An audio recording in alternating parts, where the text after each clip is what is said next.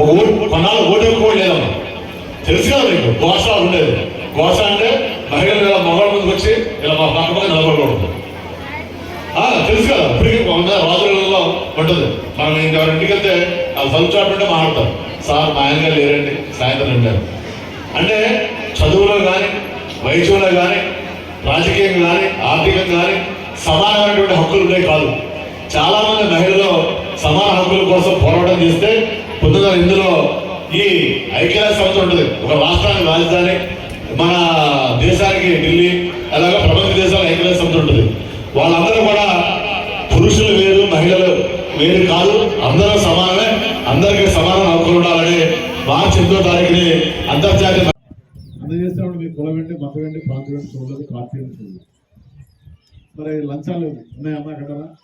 5 సంవత్సరాలు లంచాలు లేవు, కబ్జాలు లేవు. లంచాలేమి లేదు, కరెంటు బిల్లు డబ్బులు పెంచుతున్నారు, పేదోళ్ళు బతుకులేకపోతున్నారు.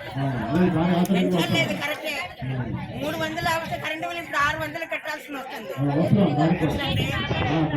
ఒక మనిషి ఉన్న దగ్గర 200, 150